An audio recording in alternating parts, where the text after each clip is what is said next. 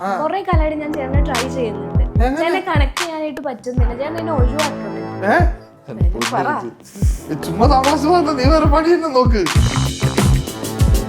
ഇങ്ങനെ ഒരു ആഗ്രഹമായി നടക്കുന്ന ഒരാളെയും പറ്റിക്കരുത്.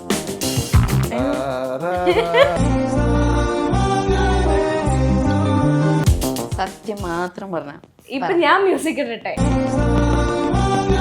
അതൊരിക്കലും മറക്കില്ല. അതൊരു അനുഭവമാണ്. അതെ, പിള്ളേരൊന്നും കേൾക്കാതെ ചുമ്മാ ഇന്റർവ്യൂ മൊത്തം സ്ക്രിപ്റ്റഡ് ആണ്. എന്റെ ജീവിതത്തിന്റെ ഏറ്റവും വലിയൊരു സ്വത്താ റിജി എന്ന് പറയുന്നത്. എന്റെ ലൈഫിന് തോടുകൂടി ഞാൻ അങ്ങോട്ട് പോകും, ഇയാൾ അങ്ങോട്ട് ഇതിപ്പോ ഇത് കയ്യിന്നങ്ങ് പോവാണല്ലോ. ഇതൊക്കെ എഡിറ്റ് ചെയ്യണം കേട്ടോ. Ultra modern kitchen devices. ഒരു കിച്ചണിൽ വേണ്ട എല്ലാ ലേറ്റസ്റ്റ് ബ്രാൻഡുകളും ഇവിടെയുണ്ട്. ലോകോത്തര ബ്രാൻഡുകൾ, original products, wide range. MyG future. Hi, hello, നമസ്കാരം. ഒരു ഫേമസ് ആയിട്ടുള്ള റിയാലിറ്റി ഷോയുടെ വിന്നേഴ്സും ഒപ്പം തന്നെ ഇപ്പോൾ നമ്മളെല്ലാം എൻജോയ് ചെയ്തുകൊണ്ടിരിക്കുന്ന കണ്ടന്റ് ക്രിയേറ്റേഴ്സാണ് നമ്മുടെ ഇവിടെ ഉള്ളത്. രഞ്ജിത്ത്, ഋഷി, റിദ്വാൻ, റെജി. കറക്റ്റ് അല്ലേ? അയ്യോ, നിങ്ങളുടെ പേര് ഭയങ്കര എല്ലാം എന്ന് പറഞ്ഞുകൊണ്ടിരിക്കുന്നുണ്ട്. പെട്ടെന്ന് കിട്ടുന്നില്ല. ആറിന്റെ ആൾക്കാരാണ്. രഞ്ജിത്ത്, റിദ്വാൻ, ഋഷി, റിജി. ഓക്കെ, എങ്ങനെ ഒപ്പിച്ചു പേര്? ഇങ്ങനെ അല്ല, അത് വന്നു ചേർന്നതല്ല. പേര് കണ്ടെത്തിയപ്പോ പേരിനൊരു മൂല്യം ഉണ്ടാകട്ടെന്ന് ഓർത്ത്, അല്ലെങ്കിൽ ഒരു വ്യത്യസ്തത വരട്ടെ എന്ന് ഓർത്തിട്ട് അങ്ങനെ ചെയ്തതാണ്. അപ്പം അതുപോലെ തന്നെ ഒരു വ്യത്യസ്തമായിട്ടുള്ള ഫാമിലിയാണ്. ഏത് സമയവും സംശയമാണ്. ഭർത്താവും ഭാര്യയും തമ്മിൽ സംശയം. എന്താ ചേച്ചി ഇതൊക്കെ? എങ്ങനെ ലൈഫ് മുന്നോട്ട് കൊണ്ടുപോകുന്നു? എന്ത് ചെയ്യാനാ? സംശയിക്കണ്ടോ? അതോ സംശയിച്ചല്ലേ പറ്റുള്ളൂ. ഈ ചേട്ടാ അത്ര കുഴപ്പമാണോ? കുഴപ്പമാണോ? നാട്ടുകാരെ മൊത്തം കാണുന്നത് ഇതെങ്ങനെ ഇങ്ങനത്തെ ഒരു കണ്ടന്റ് എങ്ങനെ നിങ്ങൾ ചെയ്യാമെന്ന് തീരുമാനിച്ച എങ്ങനെയാണ്? അയ്യോ, അങ്ങനെ ചെയ്യുന്നതല്ല. ഓരോ കണ്ടന്റ് നമ്മൾക്ക് ഇങ്ങനെ ഒരു കണ്ടന്റ് ചെയ്യണം എന്ന് പറയുമ്പോ മനസ്സിലോട്ട് ആദ്യം വരുന്നത് ഇതൊക്കെയാ. അപ്പൊ പിന്നെ 2-3 കണ്ടന്റ് ഒക്കെ അങ്ങനെ ചെയ്തപ്പോ അതിന് കുറച്ച് ആൾക്കാർ ഇഷ്ടപ്പെടുന്നുണ്ടെന്ന് കരുതിയപ്പോ അങ്ങനെ ആയി വരുന്നതാണ്. ജീവിതത്തിൽ നിന്നും ചീന്തിയെടുത്ത ഏടുകളാണോ? ഇപ്പൊ എനിക്ക് ഇത്തിരി സംശയമുണ്ട്, ചീന്തിയെടുത്തതാണോ? അത് ഈ താഴെ വരുന്ന കമന്റ്സുകൾ കൊണ്ടാണ്. ഞാൻ കഴിഞ്ഞ ദിവസം വീഡിയോ നോക്കിയപ്പോ സത്യം പറഞ്ഞാൽ ഞെട്ടിപ്പോയി. ഒരു കമന്റ് വന്ന്, റിചേച്ചി സൂക്ഷിച്ചോ, അല്ലെങ്കിൽ റിചേച്ചി അങ്ങനെ ഇങ്ങൾക്ക് നാണമില്ലേ, ഇങ്ങനെ ഇങ്ങനെ. എന്റെ പൊന്നെ, സത്യം പറഞ്ഞ ഒരുപാട് പേര് എനിക്ക് ഒത്തിരി നന്ദി പറയേണ്ടതെന്ന് പറഞ്ഞാൽ, എന്റെ വീഡിയോ കാണുന്ന ഒരുപാട് പേര്, സ്നേഹിക്കുന്ന ഒത്തിരി പേരുണ്ട്. ഞാൻ ഇങ്ങനെ ഒരു ദിവസം ഒരു കമന്റിനകത്ത് വന്നതാ, എനിക്ക് അസുഖമാണ്, ഞാൻ അങ്ങനെ എല്ലാവരുടെ വീഡിയോ ഒന്നും കാണുന്നില്ല, പക്ഷെ നിങ്ങളുടെ വീഡിയോ കാണുമ്പോൾ എനിക്ക് ഒരുപാട് സന്തോഷം തോന്നുന്നു. എനിക്ക് വലിയൊരു അസുഖമാണ്, അത് ഞാൻ ട്രീറ്റ്മെന്റിൽ നിൽക്കാൻ പറഞ്ഞപ്പോ ആ കമന്റ് ഒക്കെ വായിച്ചപ്പോ സത്യം പറഞ്ഞാൽ മനസ്സിൽ ഒത്തിരി സന്തോഷം തോന്നി. അറിയാതെയോ ഞങ്ങളുടെ വീഡിയോ കൊണ്ട് കുറച്ചു പേരെങ്കിലും ചിരിക്കുന്നുണ്ടെങ്കിൽ, ആ ചിരിക്ക് ഞങ്ങൾ കാരണമാകുന്നുണ്ടെങ്കിൽ, അത് ഞങ്ങളെ സംബന്ധിച്ചിടത്തോളം വലിയൊരു കാര്യമായിട്ടാണ് കാണുന്നത്. കമന്റ് ബോക്സ് നിങ്ങളുടേത് നിറഞ്ഞാണ് നിൽക്കുന്നത്. വീഡിയോസ് എന്നാലും 1 മില്യൺ 2 മില്യൺ അങ്ങനെ പൊക്കോണ്ടിരിക്കുന്നു. അതിനോടൊപ്പം തന്നെ കമന്റ് ഇങ്ങനെ നിറഞ്ഞൊക്കെ. ഈ കമന്റ് ഒക്കെ വായിക്കാറുണ്ടോ? തീർച്ചയായിട്ടും എല്ലാം വായിക്കും. അത് മുടങ്ങാതെ റിപ്ലൈയും കൊടുക്കാറുണ്ട് ഞാൻ. സത്യം പറഞ്ഞ എല്ലാ കമന്റിനും, കാരണം അവര് ഞങ്ങളുടെ വീഡിയോ കണ്ടിട്ട് അവരുടെ ഒരു സമയത്തിന് ഒത്തിരി വിലയില്ലേ സത്യം പറഞ്ഞ ജീവിതത്തില്. എല്ലാരും 24 മണിക്കൂർ സമയത്തിനകത്ത് 1 മിനിറ്റ് ഞങ്ങളുടെ വീഡിയോ കണ്ടിട്ട് ഞങ്ങളുടെ വീഡിയോയുടെ അണ്ടറിൽ വന്നിട്ട് ഒരു 2 സെക്കൻഡ് എടുത്തേലും ആ ഒരു സമയം ഞങ്ങൾക്ക് തരുന്നുണ്ടെങ്കിൽ അവരോട് ഞങ്ങൾക്ക് റെസ്പെക്ട് ഉണ്ട്, സ്നേഹമുണ്ട്. അവർക്ക് നമ്മൾ റിപ്ലൈ കൊടുത്തിരിക്കണം. അതാണ്. അല്ല പിന്നെ എന്താണ്? അവര് ഞങ്ങൾക്ക് വേണ്ടി അവര് സ്പെൻഡ് ചെയ്യുന്നതല്ലേ. ഞങ്ങളുടെ വീഡിയോ ഇഷ്ടപ്പെടുന്നവരല്ലേ ഒരുപാട് പേരുണ്ട്, ഒത്തിരി പേരുണ്ട്. ആനക്കൂട്ടിനോട് പോയപ്പോ ഇജി എന്ന് ഞാൻ വിളിക്കുന്ന കേട്ടോ, എല്ലാവർക്കും റിജിയെ പരിചയമുണ്ട്. അതുപോലെ തന്നെ ഇടയ്ക്ക് ഇങ്ങോട്ട് ആ വിളിയാണ് ഞങ്ങളുടെ അടുത്ത് പറയുന്നത്. ആ വിളിക്കൊരു പ്രത്യേകതയുണ്ട്. ഉണ്ടോ? ഉണ്ട്. എപ്പോഴും കേൾക്കുന്നോണ്ട് അറിയത്തില്ല. ഒരു പ്രത്യേകതയുണ്ട് ആ വിളിക്ക്. അതൊരു സ്നേഹം കലർത്തുള്ള വിളിയാണ്. റിജി എന്നെ അത്രയും സ്നേഹിക്കുന്നുണ്ട്. പക്ഷെ ചില സമയം അങ്ങനെ അല്ല കേട്ടോ, ഞങ്ങൾക്ക് തോന്നിയിട്ടുണ്ട്.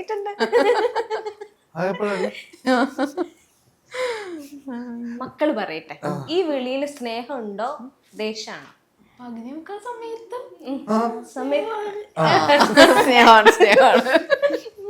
നല്ല ട്രെയിൻഡ് അല്ലേ? അല്ലല്ല കൊച്ചി ഇത്ര നേരം ആലോചിക്കും ഈശ്വര എന്ത് പറയണോ എന്ത് പറയണം എന്നുള്ള ആലോചന. ആക്ച്വലി വേറൊരു സംഭവം എന്താണെന്ന് വെച്ചാൽ ഇവന്മാര് രണ്ടുപേരും ജനിച്ച് ഞങ്ങൾ നേരത്തെ ടിക്ടോക്ക് ഉണ്ടായിരുന്നല്ലോ, വളർന്നു വരുന്ന സമയത്ത് ഇത് കണ്ടോണ്ടാ വരുന്നത്, എപ്പോഴും ക്യാമറ എടുത്തിട്ട് അഭിനയമാണ്. അപ്പൊ സത്യം പറഞ്ഞ രണ്ടുപേരും ഇവരുടെ വീഡിയോ നിങ്ങൾ കണ്ടോണ്ട സത്യമാവും, രണ്ടുപേരും ചെയ്യുന്നുണ്ട് നന്നായിട്ട്. അതെ അതെ അതെ അമ്മയെ ഭയങ്കര ഇഷ്ടമുള്ള ആൾക്കാർ. അതെ ചേട്ടന്റെ അമ്മയും ഉണ്ട്. അതെ അതെ അമ്മയും ഭയങ്കര ഇഷ്ടപ്പെടുന്ന ആളുണ്ട്. ഇവിടുന്ന് എങ്ങനെയാ റിയാലിറ്റി ഷോയിലേക്ക് എത്തിയത്? അതിന് റിയാലിറ്റി ഷോയിൽ എത്താൻ കാരണം ഈ ഓൺ വോയിസ് ചെയ്യുന്നവരെല്ലാം കൂടെ കൂട്ടിയിട്ട് അവരൊരു എന്താ പറയാ ഒരു റിയാലിറ്റി ഷോ ക്രിയേറ്റ് ചെയ്യായിരുന്നു ഓൺ വോയിസ് ചെയ്തിട്ട്. അതിലെ വിന്നേഴ്സ് ആണ് ശരിക്കും പറഞ്ഞാൽ. ഈ റിയാലിറ്റി ഷോ ലൈഫിന് പിന്നീട് മുന്നോട്ട് കൊണ്ടുപോകാൻ എത്രത്തോളം സ്വാധീനിച്ചിട്ടുണ്ട്? റിയാലിറ്റി ഷോ സത്യം പറഞ്ഞ അത് ഭയങ്കര ഞങ്ങൾക്ക് നല്ലൊരു അഡ്വാൻറ്റേജ് ആയിരുന്നു. കാരണം ഈ നല്ലൊരു കോൺഫിഡൻസ് നമുക്ക് കിട്ടി. കാരണം നമുക്ക് വിൻ ചെയ്യാൻ പറ്റിയല്ലോ എന്ന് ഓർത്തിട്ട് തന്നെ അത് നല്ലൊരു ഇതായിരുന്നു.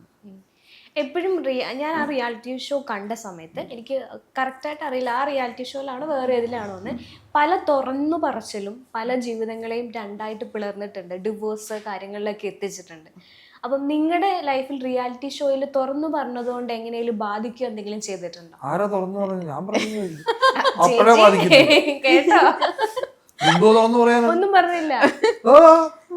അങ്ങനെയൊന്നും വരത്തി. സത്യം പറഞ്ഞ ഞങ്ങളുടെ ഡയറക്ടർ ഭയങ്കര ഡീസന്റ് ആയിരുന്നു, പുള്ളി ഒരുപാട്. പക്ഷെ ഞാൻ എന്താ പറയാ ഒരു കാര്യം പറഞ്ഞായിരുന്നു, അതൊരു സെഗ്മെന്റ് തന്നായിരുന്നു, റിജോട് ഇതുവരെ പറഞ്ഞിട്ടില്ലാത്തൊരു കാര്യം.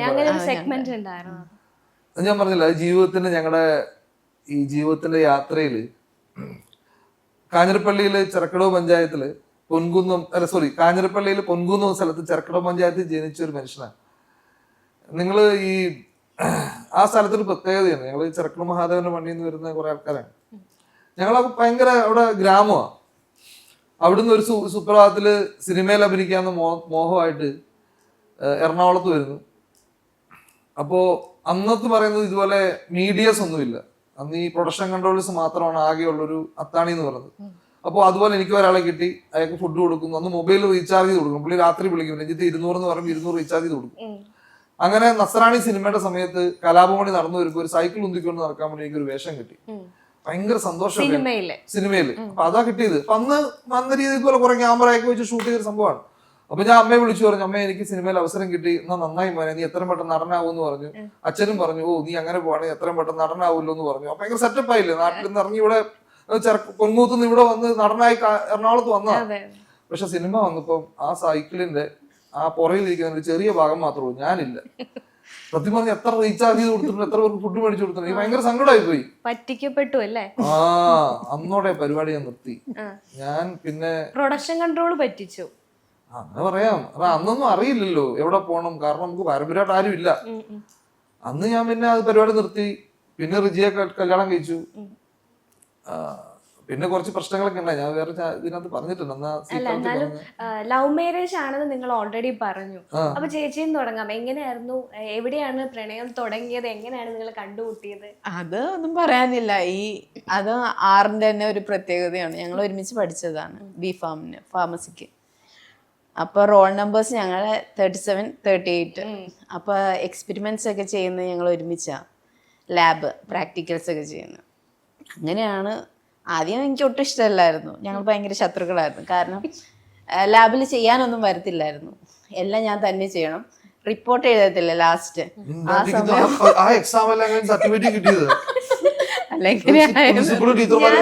ഒരു കാര്യം പറഞ്ഞോട്ടെ, ഇല്ല എഡിറ്റ് ചെയ്യത്തില്ല, ഇത് ഇങ്ങനെ തന്നെ ഇടുള്ളൂ.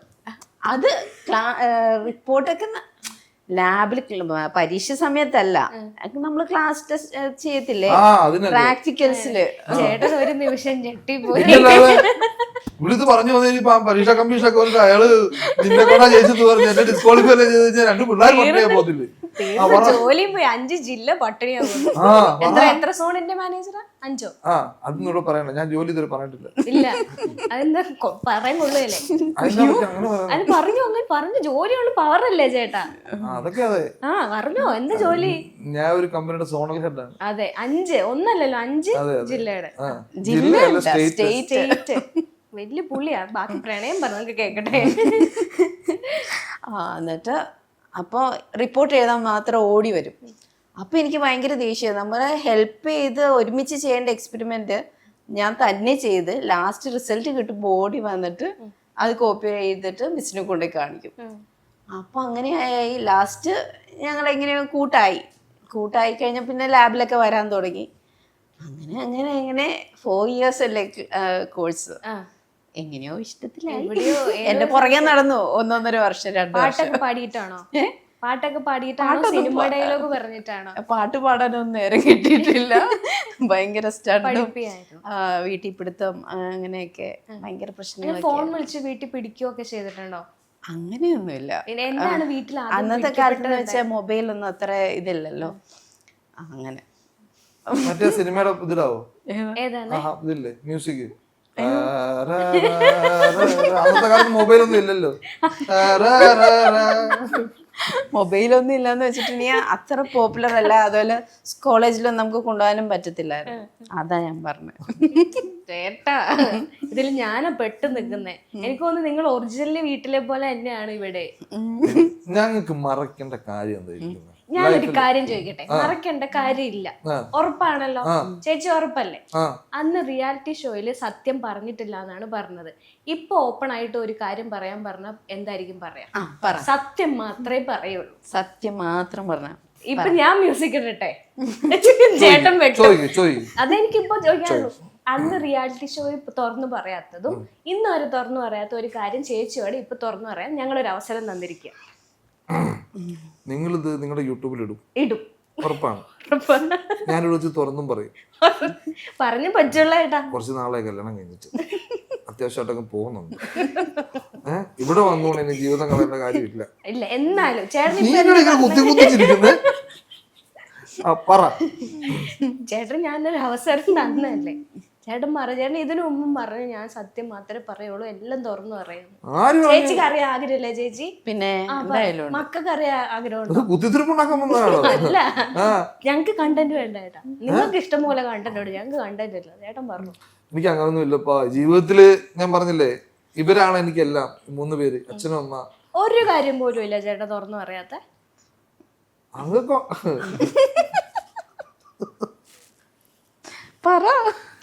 ചേച്ചിക്ക് അറിയാൻ ആഗ്രഹമുണ്ടോ? പിന്നില്ലേ ചേച്ചിയോട് എത്ര ഇഷ്ടം? ഞാനോ തുറന്നു പറയാൻ പറഞ്ഞിട്ടൊന്നും പറയുന്നില്ല. നിങ്ങളെങ്കിലും ചോദിച്ച് അറിഞ്ഞു. അതെ ചേച്ചി ഞങ്ങളുടെ പ്രതീക്ഷ അർപ്പിച്ചിരിക്കുന്നു. ചേട്ടൻ ഒരു കാര്യം, കുഞ്ഞനാണേലും വലുതാണേലും. ഈ കമന്റ്സിനകത്തൊക്കെ വരും മഞ്ജു, സിന്ധു, ബിന്ദു അല്ലെങ്കിൽ സിന്ധു എന്നൊക്കെ പറയണത്. ഇവരെന്നൊക്കെ പറഞ്ഞ എന്റെ കഥാപാത്രങ്ങൾ മാത്രമാണ്. ചുമ്മാ ആയിരിക്കും ഇതൊക്കെ. പ്രീ ഡിഗ്രിക്കുള്ള ആരെങ്കിലും ഒക്കെ ആയിരിക്കും. കമന്റ് ശരിക്കും നോക്കിയാലേ അറിയാം നമുക്ക്. എന്താ അത്? എടാ നീ ഉദ്ദേശിച്ച് നമ്മുടെ ആ രമ്യാണോടാ ചോദിക്കുന്ന കമന്റില്? തിരിച്ചു ചോദിക്കുവല്ലേ? പിന്നില്ലേ അതൊരു പ്രശ്നമായി, അതൊരു ഇഷ്യൂ ആയി. ഞാനേ ഈ വീഡിയോ ഞാൻ തുറന്നു പറയണ്ടേ ചോദിച്ചല്ലേ? വീഡിയോ എടുക്കുന്ന സമയത്ത് എത്ര വർഷമായി കല്യാണം കഴിഞ്ഞിട്ട്? എത്ര വർഷമായത്? അങ്ങനെ ഒരു സംഭവം ഇട്ടില്ലേ? നീ പറ. ഡേറ്റ് ഓഫ് ബർത്തോ? എന്റെ ഡേറ്റ് ഓഫ് ബർത്ത് അതല്ല അവർ ചോദിച്ചത്. എന്റെ ഡേറ്റ് ഓഫ് ബർത്ത് ഇനി ഇത്ര സുന്ദരിയായി വന്നിരുന്ന ഡേറ്റ് ഓഫ് ബർത്ത് നാട്ടിൽ പറഞ്ഞു കഴിഞ്ഞാൽ നാണക്കേടാവത്തില്ലേ? ഷോപ്പിംഗ് ഇവിടെ എന്താ ചോദിച്ചെന്താ? തുറന്നു പറയാത്ത സിന്ധു, രമ്യ. ഒരു എന്റെ വിമൽ എന്ന് ഒരു ഫ്രണ്ടാ. അവൻ തൈടാ രമ്യാണ്. അതൊക്കെ ചുമ്മാ ചോദിക്കുന്ന. ഇവരൊന്നും ഇതൊക്കെ നമ്മളൊരു കഥാപാത്ര സൃഷ്ടികളാണ്. ഒരു മനുഷ്യനെ സംബന്ധിച്ച ഒരു വീഡിയോ ചെയ്യുന്നുണ്ടെങ്കിൽ നമുക്ക് ഒരുപാട് കാര്യങ്ങൾ ശ്രദ്ധിക്കേണ്ടതുണ്ട്, എന്തെങ്കിലും പേരുകൾ ശ്രദ്ധിക്കേണ്ടതുണ്ട്. അതൊക്കെ അതിന്റെ അല്ലേ രീതിയാണ്. ഒന്നും ഇല്ല. സത്യം തുറന്നു പറഞ്ഞ ചേച്ചി ടെൻഷൻ അടിക്കോ? ഇല്ല. ചേട്ടൻ എന്നെ അറിയാവോ? ചേട്ടൻ ഒന്ന് ആലോചിച്ച് എന്നെ എവിടെയെങ്കിലും കണ്ട പരിചയമുണ്ടോ? ഇല്ല. ഉറപ്പാണോ? ഉറപ്പല്ലേ?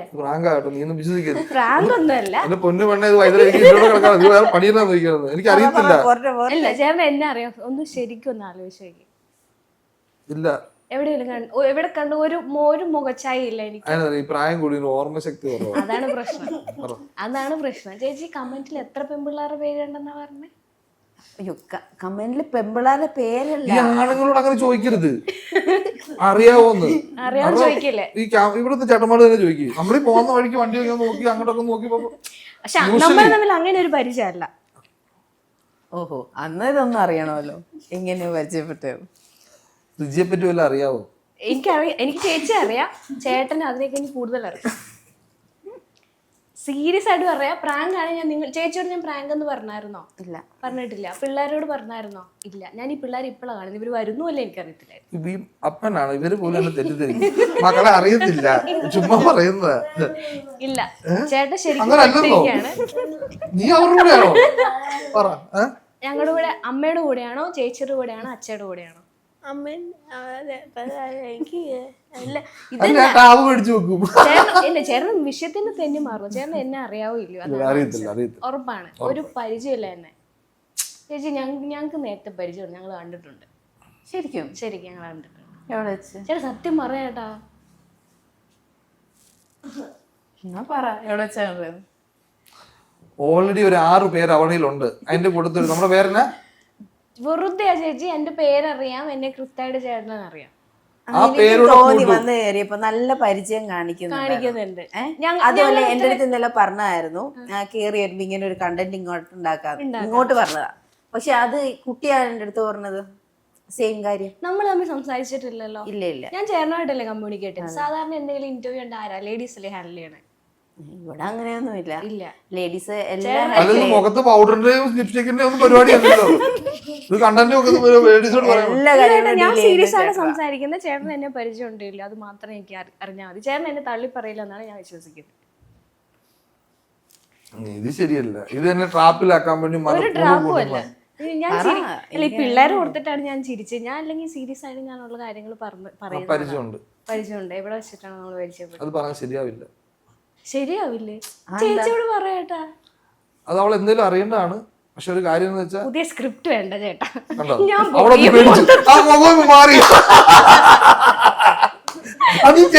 ഞാൻ കാണിച്ചതേ ചേച്ചിയോട് പറഞ്ഞു. ചേട്ടാ എന്നെ മോശം ശ്രദ്ധിച്ചോണേ. ചേച്ചിയോട് പറഞ്ഞു. ഞാൻ പറഞ്ഞു നമ്മളെല്ലാം അല്ല, എഡിറ്റ് ചെയ്യുന്ന ആള് അവിടെ നിന്ന് മാത്രം ഒന്ന് എടുത്തിടണം. സീരിയസ്ലി പുതിയതുണ്ടാക്കുന്നു. അതെന്തിനാ ഞാൻ ഉണ്ടാക്കുന്നത്? എന്നാലും എന്നാലും അറിയണ്ടല്ലേ, എനിക്ക് 2 പിള്ളേരുണ്ടെന്നേ ഉള്ളൂ, കുഴപ്പമില്ല. അതെന്താ പറഞ്ഞേ? നമ്മള് അപ്പൊ ഉള്ളത് തുറന്നു പറ. പറയത് എന്തെന്ത് പ്രശ്നം ഇരിക്കുന്നത്?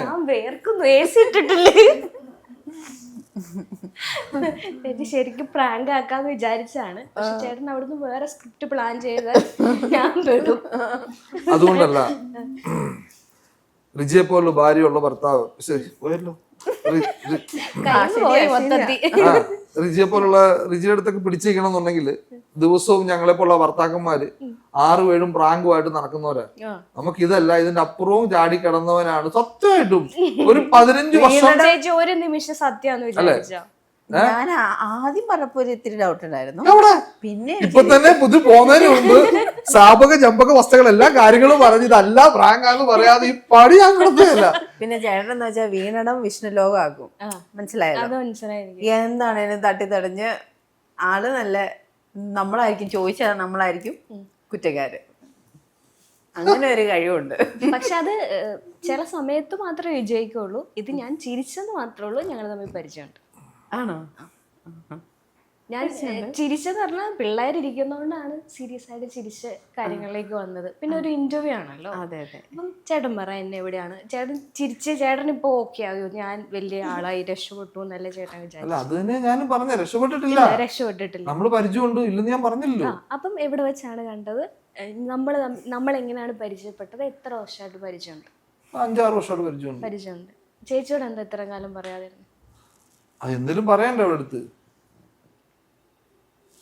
അവന്റെ മുഖത്ത് നോക്കും, ചുമ്മാ പറയുന്ന. എനിക്ക് പരിചയമൊന്നും ഇല്ല. വീണ്ടും പ്രാങ്ക് അടിച്ചാണോ? നോക്കിയത്. എന്നാ ഇന്റർവ്യൂ പോകുന്നതിന് മുമ്പ് നമുക്കൊരു തീരുമാനം എത്തിക്കണം. ഇത് പ്രാങ്ക് അല്ല എന്നുള്ളത് ഇവിടെ നിൽക്കുന്ന എനിക്കും ഇവർക്കും ചേട്ടൻ ഉൾപ്പെടെയുള്ള ആൾക്കാർക്ക് അറിയാം. ക്യാമറയിലുള്ള ആൾക്കാർക്ക് സഹിതം അറിയാം. നമുക്ക് എന്തായാലും ഇന്റർവ്യൂ കൊണ്ടുപോയല്ലേ പറ്റുള്ളൂ. തീർച്ചയായിട്ടും. കമന്റിൽ വന്ന പെണ്ണുങ്ങളുടെ പേരൊന്ന് പറഞ്ഞ ചേച്ചി. ഒത്തിരി ഉണ്ട്. മഞ്ജു, ബിന്ദു, സിന്ധു, രമ്യ, പിന്നെ ഇതാണ് സ്ഥിരം വരത്തോളോ. സ്ഥിരം ഈ പേരുകൾ വരുമ്പോഴേ നമുക്കറിയാലോ എന്തായിരിക്കും കാര്യം. പരിചയമുള്ള പേരുകളായിരിക്കുമല്ലോ. ഈ മഞ്ജു ബിന്ദു ആദ്യം അതൊന്ന് തീർക്കും. ടെൻഷൻ അടിച്ച് പണ്ടാറിരിക്കുക. ഞാൻ ആ ചേട്ടനൊക്കെ നോക്കിയപ്പോ പുള്ളിനെ കാണിച്ചല്ലോ. അങ്ങനെ ഇതാദ്യം തീരുമാനമാക്കിട്ട് മുന്നോട്ട് പോയാൽ മതി. കണ്ണടിച്ച് കാണിച്ച ക്യാമറമാൻ പുതിയതാ ഇവിടെ. എന്റെ പൊന്നുപോലെ ഇന്റർവ്യൂ മുന്നോട്ട് പോവില്ല. ഇന്റർവ്യൂ മുന്നോട്ട് പോയില്ല. ഞാൻ ശരിക്കും നിങ്ങളെ ഇന്റർവ്യൂവിന് വിളിച്ചത് എന്തിനാണെന്നറിയോ?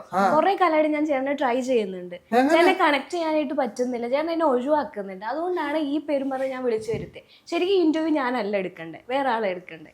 നിങ്ങളാണ് ഗസ്റ്റ് അറിഞ്ഞോണ്ടാണ് ഞാൻ വിളിച്ചത്.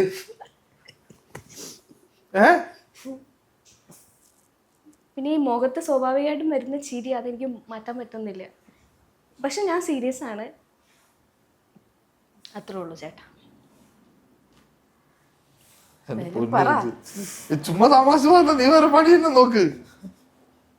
കുഴപ്പമില്ലേട്ടാ, നമുക്ക് തീരുമാനം ഉണ്ടാക്കാം. ഇന്റർവ്യൂ ഒന്ന് കഴിഞ്ഞോട്ടെ. ഞാൻ ചേട്ടൻ കാഞ്ഞിരപ്പള്ളിയിലെ സ്ഥലം അല്ല. കാഞ്ഞിരപ്പള്ളിയാ? അല്ലാന്ന്, കാഞ്ഞിരപ്പള്ളിയിലെ സ്ഥലം തൊട്ടടുത്ത് തന്നെ എന്റെ സ്ഥലം. എവിടെയാന്നോ ചേച്ചിയാ ചോദിച്ചിരുന്നെങ്കിൽ എനിക്ക് കുഴപ്പമില്ല. നീ ചോദിക്കോടാ. അവള് കിടന്ന് നേരെ നീ ചോദിച്ചോടാ. കാഞ്ഞിരപ്പള്ളി അവിടെ അടുത്തായിട്ടാണോ? അടുത്ത ജില്ല. പക്ഷെ ഞാൻ പഠിച്ചതൊക്കെ കാഞ്ഞിരപ്പള്ളി അടുത്ത. ആണോ? എവിടെ? കോട്ടയം. കോട്ടയത്തോ? കോട്ടയത്തോടെ ചേട്ടൻ ഇനി എന്നോട് സംസാരിക്കണ്ട. അത്രക്ക് പരിചയം ഉണ്ടായിരുന്നു നിങ്ങള്? ആണോ ചേച്ചി? എനിക്ക് സങ്കടമൊക്കെ വരുന്നുണ്ട് ചേച്ചി. ഞാൻ ഇന്റർവ്യൂ കണ്ടിന്യൂ ചെയ്ത് പോവാം. എന്തായാലും എനിക്കിത് തീർത്തു കൊടുക്കണം. എനിക്ക് കമ്പനിയോട് ഒരു കമ്മിറ്റ്മെന്റ് ഉണ്ട്. ഞാനത് തീർത്തു കൊടുക്കും. നമുക്ക് എന്തായാലും ഇന്റർവ്യൂ കണ്ടിന്യൂ ചെയ്ത് പോവാം.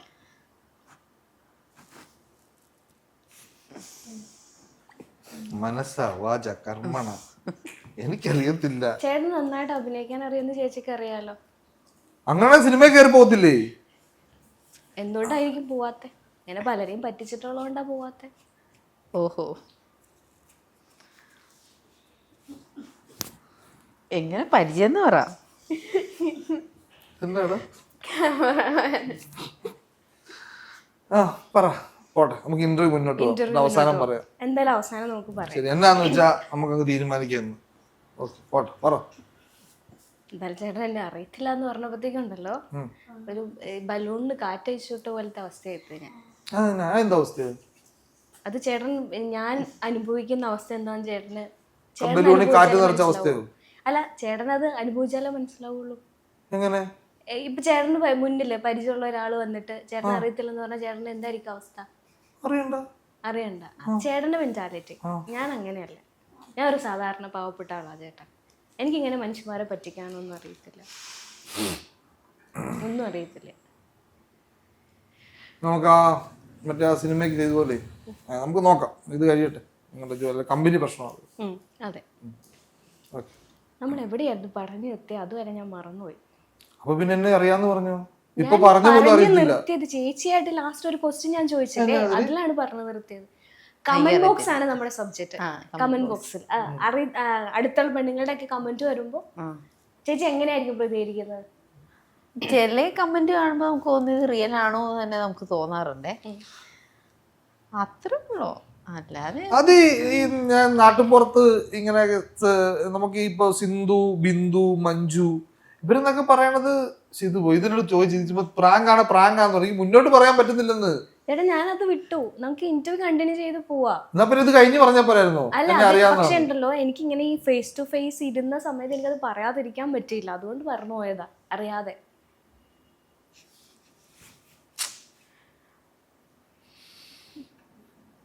എത്ര വയസ്സുണ്ട്? ഇപ്പൊ അതൊക്കെ ഇനി പബ്ലിക്കിന് വേണ്ടി പറയണോ കേട്ടാ? ഞാൻ എന്റെ വയസ്സ് പറയാം. പറഞ്ഞോ. 30 വയസ്സ്. അത്ര ഒന്നും ഇല്ല എനിക്ക്. എത്ര ഉണ്ട്? അതിലും കുറവാ.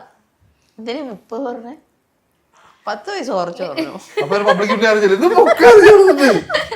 അല്ല പിന്നെ actually come to the point. ഞങ്ങളുടെ വീഡിയോ കാണുന്ന എല്ലാവർക്കും അറിയാം, ഞങ്ങള് ഈ ഇപ്പൊ ഈ പേരുകൾ എന്നൊക്കെ പറയുന്നത് ചുമ്മാ സാങ്കല്പികം മാത്രമാണ്. അല്ലേ ഋജി? ആയിരിക്കും. ഇതൊക്കെ സാങ്കല്പികം മാത്രമാണ്. ഞങ്ങളത് അതിനെ ഒന്നും മുന്നോട്ട് കൊണ്ടുപോവോ അല്ലെങ്കിൽ അതൊരു എന്താ പറയാ, ഈ എല്ലാ പേരുകളും ആൾക്കാർ ചിരിക്കണം, ഞങ്ങളുടെ വീഡിയോ കണ്ടിട്ട് ഭയങ്കരമായിട്ട് സന്തോഷിക്കണം, അത് മാത്രമാണ് ഞങ്ങളുടെ ആഗ്രഹം, വേറെ ഒന്നുമില്ല. ഈ അമ്മയും കൂടെ സഹകരിക്കുമല്ലോ. അമ്മ ഈ പഴയ ആൾക്കാരൊക്കെ വീഡിയോ വെക്കുന്നൊക്കെ പറയുമ്പോൾ ഭയങ്കര നെഗറ്റീവാണ് അവർക്ക്. അമ്മേനെ എങ്ങനെയാ കൺവിൻസ് ചെയ്യുന്നത് വീഡിയോസിലേക്ക്? മമ്മിക്ക് ആദ്യം ഒത്തിരി ചമ്മലായിരുന്നു. പിന്നെ വെളിയിലോട്ടൊക്കെ ഇറങ്ങുമ്പോൾ ഓരോരുത്തർ പറയും ചേച്ചി നല്ലായിരുന്നു എന്നൊക്കെ പറയുമ്പോൾ മമ്മിക്ക് തന്നെ ഇപ്പോൾ ഒരു നല്ല ഇൻട്രസ്റ്റ് ആയി. ഇപ്പോൾ മമ്മിക്ക് ഭയങ്കര ഇഷ്ടമാണ് നമ്മൾ അവിടെ ചെല്ലുമ്പോൾ വീഡിയോ എടുക്കാന്ന് പറഞ്ഞാൽ മമ്മി ഫസ്റ്റ് റെഡി ആയിട്ട്. പുറത്തൊക്കെ ഇറങ്ങുമ്പോഴേ ആളുകൾ ഐഡന്റിഫൈ ചെയ്യുമ്പോഴത്തേക്കും ഉണ്ടാവുന്ന ഒരു ഹാപ്പിനെസ് ഉണ്ട്. അത് എപ്പോഴും ഒരു ബുദ്ധിമുട്ടായിട്ട് തോന്നിയിട്ടുണ്ട്? ഒരിക്കലും ഇല്ല. നമ്മളെ ഓരോ ആൾക്കാർ പറയുമ്പോൾ നമുക്ക് ഒത്തിരി കൂടി ഹാപ്പിനെസ് കൂടുതൽ കിട്ടാറ്. അതായത് ഭയങ്കര സന്തോഷമായിരിക്കും.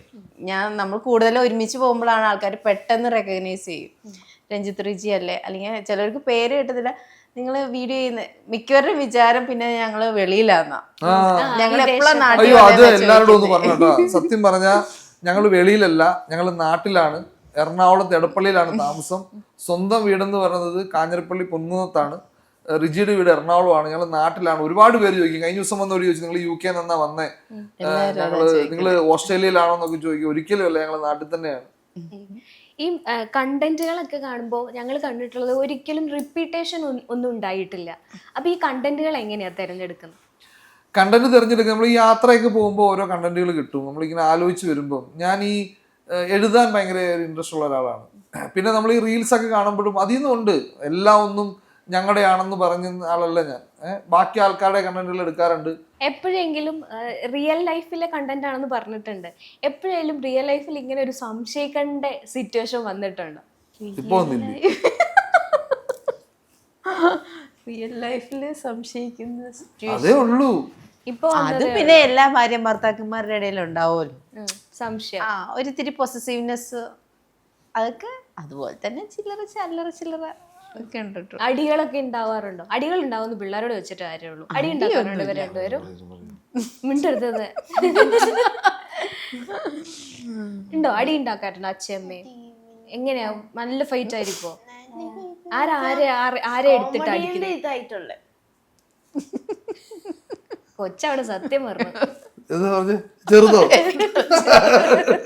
ചേട്ടാ, റിയാലിറ്റി ഷോന്ന് സിനിമയിലേക്ക് അവസരങ്ങളൊന്നും ലഭിച്ചില്ലേ?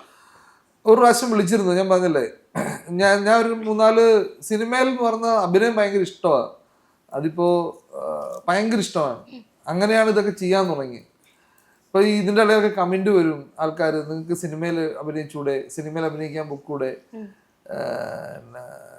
ഉടനെ തന്നെ സിനിമയിൽ വരും. സത്യം പറഞ്ഞാൽ അതൊക്കെ കാണുമ്പോൾ ഭയങ്കര സന്തോഷം തോന്നും, ഇടയ്ക്ക് സങ്കടം തോന്നും. കാരണം ഒരിക്കലും ഞാനായിട്ട് പ്രയത്നിക്കാതെ ഇരുന്നിട്ടില്ല, ആരും വിളിക്കാഞ്ഞിട്ടാ. പിന്നെ ഒരു സിനിമ തന്നെ എടുത്ത് ചെയ്യാനുള്ള പൈസയും കയ്യിലില്ല. പിന്നെ ആകെയുള്ളൊരു മീഡിയം എന്ന് പറഞ്ഞാൽ ഈ മൊബൈലിൽ വീഡിയോ ചെയ്ത് കാണുക എന്നുള്ളതാണ്, കാണിക്കുക എന്നുള്ളതാണ്. നമുക്ക് എന്തെങ്കിലുമൊക്കെ ആഗ്രഹമുണ്ട്. എന്നെ പോലെ ഒരുപാട് പേര് അങ്ങനെ ചെയ്യുന്നുണ്ട്. അതിലൊരാളാണ് ഞാനും. ഭാഗ്യം ഈ സിനിമയെ കിട്ടാൻ, അഭിനയിക്കാൻ പറ്റിയ ഭാഗ്യം എന്നെ സംബന്ധിച്ച് എനിക്ക് കിട്ടിയിട്ടില്ല. ചേട്ടാ, ചേട്ടനെ പറ്റിച്ചു എന്ന് പറയുന്ന പ്രൊഡക്ഷൻ കൺട്രോളിനെ പിന്നെ എപ്പോഴെങ്കിലും കണ്ടിട്ടുണ്ടോ?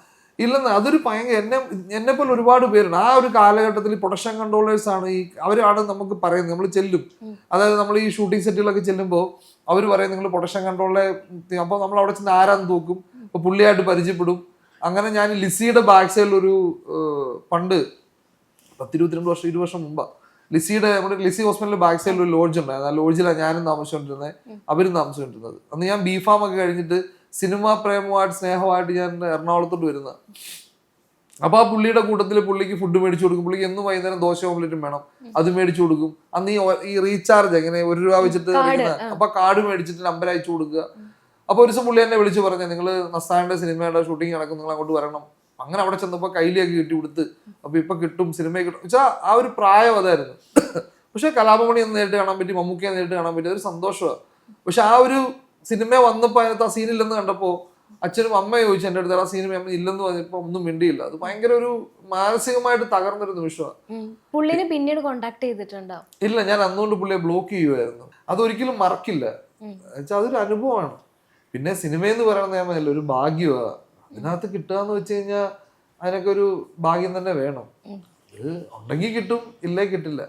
ഈ പോസിറ്റീവ് കമന്റ് പോലെ തന്നെ നെഗറ്റീവ് കമന്റും നമ്മൾ കാണാറുണ്ടല്ലോ, അത് എപ്പോഴേലും ബാധിച്ചിട്ടുണ്ടോ ലൈഫിനെ? അങ്ങനെ ബാധിച്ചിട്ടൊന്നുമില്ല. പിന്നെ എത്ര കൊടുത്താലും നെഗറ്റീവ് പറയുന്ന ആൾക്കാരുണ്ടാവും. പക്ഷെ നമ്മള് ഉദ്ദേശിച്ച് കുറവാ കിട്ടാറ് അല്ലേ? നെഗറ്റീവ് വരും, ഞാനത് ബ്ലോക്ക് ചെയ്ത് വിടും, അല്ലെങ്കിൽ അത് ഹൈഡ് ചെയ്യും. അത് എന്നാലും ആൾക്കാർ പറയുമല്ലോ, ഇഷ്ടംപോലെ ആൾക്കാർ. കഴിഞ്ഞ ദിവസം ഒരു പ്രായമുള്ളൊരു ഞാൻ അതിന്റെ പുറകെ പോയി, അത് എനിക്കൊന്നും ഇഷ്ടമല്ല. അതായത് എല്ലാവരുടെയും ഒരേ സ്വഭാവം ആയിരിക്കത്തില്ല. ചിലവർക്ക് ഇഷ്ടപ്പെടും ആ വീഡിയോ, ചിലവർക്ക് ഇഷ്ടപ്പെടത്തില്ല. അങ്ങനെ ഞങ്ങൾ കൂടുതൽ FB-യിലാണ് വീഡിയോ ചെയ്യാറ്. ഇൻസ്റ്റയിൽ റീസെന്റ് സ്റ്റാർട്ട് ചെയ്ത, പിന്നെ യൂട്യൂബ് റീസെന്റ് സ്റ്റാർട്ട് ചെയ്ത. ഇപ്പൊ ഈ വീഡിയോ ഇടുമ്പോൾ ഇതിന്റെ കണ്ട് ഇവരാരാ, ഈ വീഡിയോ നിങ്ങൾ അപ്ലോഡ് ചെയ്യുമ്പോൾ ഇതിന്റെ ബാക്കിൽ കാണും പറയുന്നത് ഇവരാരാ, ഇവരേതാണ്, ഞങ്ങൾ കണ്ടിട്ടില്ല, അറിയത്തില്ല, ഒരുപാട് പേര് വരും. അതുകൊണ്ടാണ് ഞാൻ നിങ്ങൾ ഇന്റർവ്യൂവിന് വിളിച്ചപ്പോൾ ഞാൻ ആദ്യം ചോദിച്ചത് ഞങ്ങളെ അറിയൂ, ഞങ്ങളുടെ FB വീഡിയോ കണ്ടിട്ടുണ്ടോ, കാരണം നിങ്ങൾ അപ്ലോഡ് ചെയ്യുമ്പോൾ പറയും ഇവരാരാ എന്ന് ചോദിച്ചു കഴിഞ്ഞാൽ അങ്ങനെ ഒരുപാട് കാര്യങ്ങൾ ചോദിക്കും. അല്ല, അത് ഇവിടെ വന്നപ്പോ മാറിയില്ലേ? ഇവിടെ തന്നെ എത്രയോ പേര് മാറിയില്ലേ? ചേച്ചിയെ കാണുമ്പോ എനിക്കൊരു കാര്യം ചോദിക്കണമെന്ന് വിചാരിച്ചു. എന്താണ് ഈ DMSC? DMSC ദൈവത്തിന് മാത്രമേ അറിയൂ. അയ്യോ, ഇതെങ്ങനെയാ, ആ വേട് എങ്ങനെയാ നിങ്ങളുടെ ഇടയിലേക്ക് വന്നത്? അതെല്ലാം ക്രിയേഷൻ അവിടെ നിന്നാണ്. ഈ DMSC അതായത് ദൈവത്തിന് മാത്രമേ അറിയുള്ളൂ. DMA EC. എങ്ങനെ ചേട്ടാ ആ വേട് കണ്ടുപിടിച്ചേ? അത് ഈ ദൈവത്തിന് മാത്രമല്ല അറിയില്ല, നമുക്ക് ഒത്തിരി ചെലവുകൾ പൈസയൊക്കെ കയ്യിൽ നിന്ന് പോവല്ലോ. ഇപ്പൊ 10,000 രൂപ എൻ്റെ വന്നാലും ഞാൻ ജോലിക്ക് പോകുമ്പോഴേ, ഇപ്പൊ രഞ്ജിത്തിന്റെ ചെലവിന് ഇത്ര പൈസ വെച്ചാൽ ഒരു 10 ദിവസം കഴിഞ്ഞ് ചോദിക്കുമ്പോൾ എൻ്റെ ഒന്നും കാണത്തില്ല. അപ്പൊ എങ്ങനെ നിങ്ങൾക്കില്ല അങ്ങനെ DMS ഇഷ്ടംപടി? അല്ല, ഇത് വേട് കണ്ടുപിടിച്ചത് ചേട്ടൻ നന്നായി, ദൈവത്തിന് മാത്രം ലിസ്റ്റ് ചെയ്താണ്. ചേച്ചി അങ്ങനെ പറ്റിച്ചിട്ടുണ്ടോ ചേട്ടനെ? അവള് എന്റെ ജീവിതത്തിന്റെ ഏറ്റവും വലിയൊരു സ്വത്താ റിജി എന്ന് പറയുന്നത്, എന്റെ ലൈഫിന്. നിങ്ങൾ ഇങ്ങനെ കൂടെ പറഞ്ഞോണ്ടെങ്കിൽ അതോട് പറഞ്ഞേക്കാം. എന്റെ ജീവിതത്തിന്റെ ഏറ്റവും സത്യം പറഞ്ഞാൽ അതെ, ജീവിതത്തിലെ ഏറ്റവും വലിയ സ്വത്താ റിജി എന്ന് പറയുന്നത്. റിജി എന്റെ ജീവിതത്തിലൂടെ കടന്നു വന്നപ്പോഴാണ് എനിക്ക് ഇതെല്ലാം കിട്ടിയത്. നിങ്ങൾ വിൻ ചെയ്തപ്പോഴും അതിന്റെ പിന്നിൽ ഒത്തിരി ഇത് സ്ക്രിപ്റ്റഡ് ആണെന്നുള്ള കാര്യങ്ങളൊക്കെ കുറെ ന്യൂസും കാര്യങ്ങളൊക്കെ വന്നിട്ടുണ്ടായിരുന്നു, കമന്റ്സും ഒക്കെ. അപ്പം അതൊക്കെ നിങ്ങൾ കണ്ടിട്ടുണ്ടായിരുന്നില്ലേ? സത്യം പറഞ്ഞാൽ ഈ റിയാലിറ്റി ഷോ സ്ക്രിപ്റ്റ്, ഈ ഞങ്ങൾ അവതരിപ്പിച്ച റിയാലിറ്റി ഷോ സ്ക്രിപ്റ്റഡ് ആണെന്ന് ഞങ്ങൾ ഒരിക്കലും പറയില്ല. കാരണം എന്താണെന്ന് വെച്ചാൽ ആ ഒരു പ്രോഗ്രാം അതിൻ്റെ ഫിനാലെ കണ്ടവർക്കറിയാം. ആക്ച്വലി ആ ഫിനാലയ്ക്കകത്ത് എത്തൊരു കണ്ടന്റ് നമ്മൾ കൊടുത്തിട്ടുണ്ട്. അതിന് ദൈവത്തിൻ്റെ അനുഗ്രഹവും പിന്നെ അന്ന് പെർഫോം ചെയ്യാനും പറ്റി. അന്ന് അങ്ങനെയാണല്ല എല്ലാ ഇപ്പം റിയാലിറ്റി ഷോയും വരുന്നത്. ഇപ്പം തന്നെ ഇപ്പം ഈ ഐഡിയ സ്റ്റാർ സിംഗറിനകത്ത് അരവിന്ദിന് ഫസ്റ്റ് കൊണ്ടുപോയപ്പോൾ ബാക്കിയുള്ളവർ കിട്ടില്ലെന്നൊരു സംഭവം വന്നില്ലേ? പക്ഷെ അവനൊന്ന് നന്നായിട്ട് പാടാൻ പറ്റി. ബാക്കിയുള്ളവരുടെ പാട്ടിനെക്കാളും നന്നായിട്ട് അവൻ പാടി, അതുകൊണ്ട് അവന് കിട്ടി. ഈ പാട്ട് വിശകലനം ചെയ്യാൻ എനിക്കറിയില്ല, പക്ഷെ ഒരു ശ്രോതാവെന്ന നിലയിൽ അവൻ പാടിയതുകൊണ്ട് കിട്ടിയെന്ന്. ഞങ്ങൾ റിയാലിറ്റി ഷോ കഴിഞ്ഞ സമയത്ത് ഒരു ട്രിവാൻഡ്രത്ത് നിന്നൊരു പ്രൊഡ്യൂസർ, ഞാൻ പേര് പറയില്ല, ആള് വിളിച്ചിട്ട് വേഷം ഉണ്ടെന്ന് പറഞ്ഞിട്ട്. അല്ല, റിയാലിറ്റി ഷോ കഴിഞ്ഞില്ലായിരുന്നു, നടന്നുകൊണ്ടിരിക്കുമ്പോ തന്നെ വേഷം ഉണ്ടെന്ന് പറഞ്ഞു. എനിക്ക് കുറെ പേര് പറയും, നമ്മള് ഇന്റർവ്യൂവിനൊക്കെ പറയുകയും ചെയ്തല്ലേ, പക്ഷെ തന്നില്ല. അവസാനം ലാസ്റ്റ് അവര് പറഞ്ഞു അത് നടക്കത്തില്ല. ഏത് സിനിമയിലേക്ക് അങ്ങനെ എന്തെങ്കിലും? നല്ലൊരു നടന്റെ അല്ലേ, പ്രമുഖ നടന്റെ ഒരു സിനിമയാന്ന് പറഞ്ഞു. പക്ഷെ അതൊക്കെ ഇങ്ങനെ ഞാൻ പറഞ്ഞില്ലേ, നമ്മൾക്ക് വരും വരാതിരിക്കാം, പക്ഷെ അതൊന്നും ഇങ്ങനെ ഞാൻ പറഞ്ഞില്ല. ഞാൻ എപ്പോഴും പറഞ്ഞ കാര്യമാണ്, അതായത് ഇങ്ങനെ ഒരു ആഗ്രഹമായി നടക്കുന്ന ഒരാളെയും പറ്റിക്കരുത്. എന്നെപ്പോലെ ഒരുപാട് പേര് പറ്റിക്കപ്പെട്ടിട്ടുണ്ട്. ശരിക്കും അഭിനയിക്കാൻ അറിയാവുന്നവരുണ്ട് ഒരുപാട് പേര്. ഞാൻ ചില റീൽസൊക്കെ കാണുമ്പോണ്ടല്ലോ, അവർക്കത്ര റീച്ചൊന്നും ഉണ്ടാവില്ലേ, നന്നായിട്ട് അഭിനയിക്കുന്നവരുണ്ട്, പക്ഷെ അവർക്കൊന്നും അവസരങ്ങൾ കിട്ടുന്നില്ല. ഇങ്ങനെ നിന്ന് പോവല്ലേ. ഇനിയിപ്പോൾ എനിക്കൊരു 10 കൊല്ലം കഴിഞ്ഞ് 50 വയസ്സായി 60 വയസ്സായി, കാരണം മനസ്സിലെപ്പോഴും അതൊരു ആഗ്രഹമല്ലേ ഏതെങ്കിലും ഒരു സിനിമയിൽ അഭിനയിക്കുക എന്നുള്ളത്. കാരണം എന്നെ സംബന്ധിച്ചിടത്തോളം എന്നെ കൊണ്ട് പറ്റുന്ന രീതിയിലൊക്കെ ഞാൻ ചെയ്യുകയും ചെയ്യും, പക്ഷെ കിട്ടണ്ടേ, അതാണ് സംഭവം. അതുകൊണ്ടാണ്. പക്ഷെ അല്ല, അങ്ങനത്തെ ആഗ്രഹങ്ങളൊന്നും ഇല്ല കേട്ടോ എനിക്കിപ്പോ. അങ്ങനെ കിട്ടായികൊണ്ടായിരിക്കും. ഒരു പഴഞ്ചൊല്ലില്ലേ, കിട്ടാത്ത മുന്തിരി മുടിക്കും. അതിന്റെ അസൂയാണ് എല്ലാരും കുറ്റം പറയുന്നത് അല്ലേ? ചേച്ചി, നമ്മൾ പകുതിയിൽ നിർത്തിയൊരു സബ്ജക്റ്റ് ഉണ്ട്, നിങ്ങളുടെ പ്രണയം എവിടെയാണ് വീട്ടുകാർ പിടിച്ചത്, എന്താണ് സംഭവിച്ചതെന്ന് പറഞ്ഞില്ല. അത് ഇടയ്ക്കിടയ്ക്ക് പിടിക്കുമായിരുന്നു. എങ്ങനെ എന്തായിരുന്നു, കത്തായിരുന്നു പിടിക്കുന്നത് അതോ മെസ്സേജോ? അതൊന്നുമല്ല, ഞങ്ങളുടെ കോളേജിൽ നിന്ന് തന്നെ ആരൊക്കെ വിളിച്ചു പറയും, എൻ്റെ വീട്ടിൽ വിളിച്ചു പറയും. പിന്നെ അത് പ്രശ്നമാവും.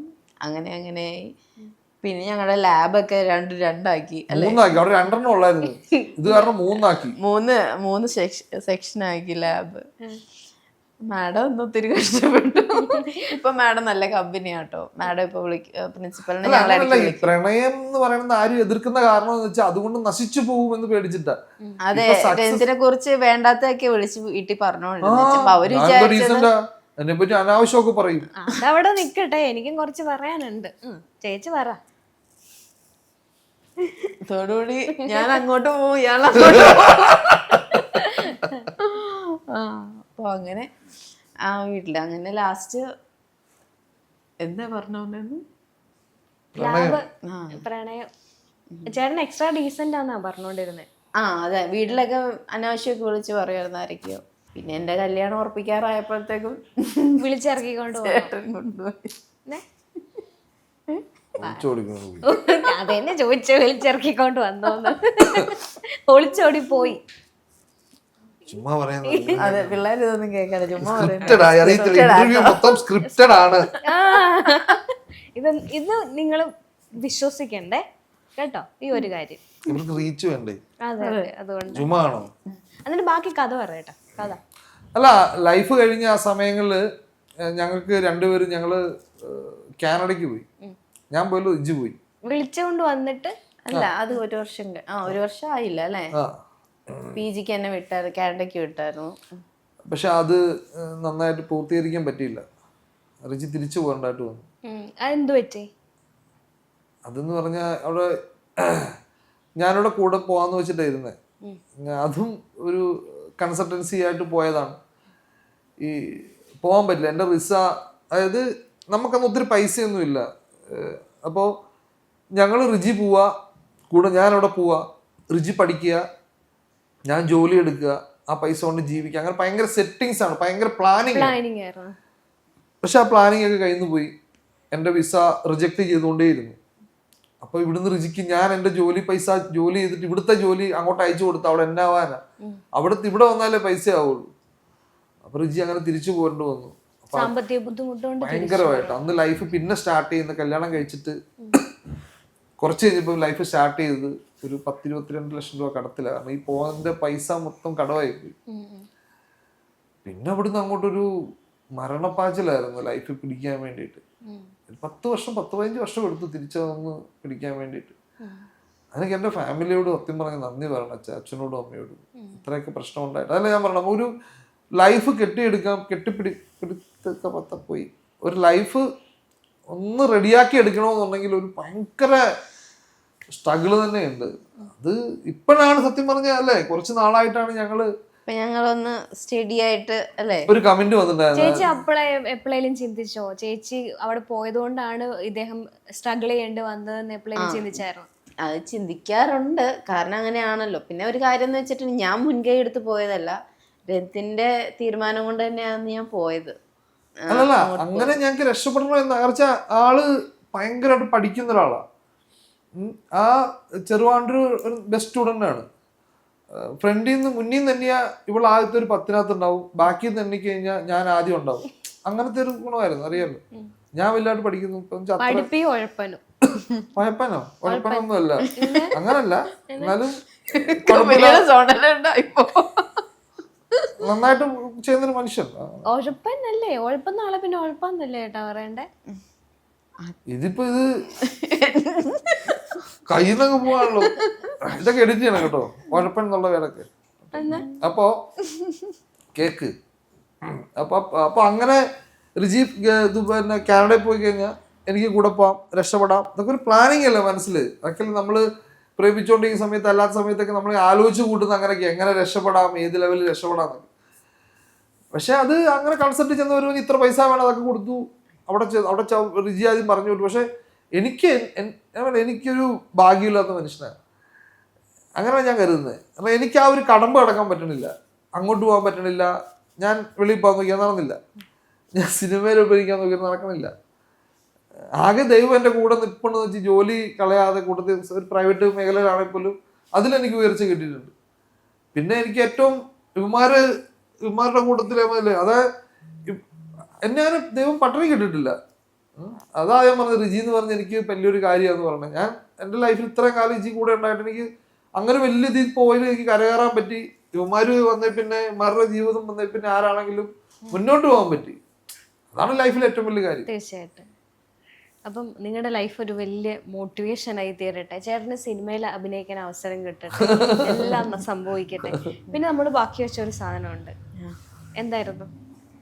നിങ്ങൾ തമ്മിൽ ഞങ്ങൾ തമ്മിലുള്ള ബന്ധം പറയട്ടെ ഏട്ടാ. ചേട്ടൻ പറയണോ ഞാൻ പറയണോ? എന്നാ കേൾക്കാതിരിക്കുക. ഞങ്ങൾ തമ്മിൽ ഒരു പരിചയമില്ല.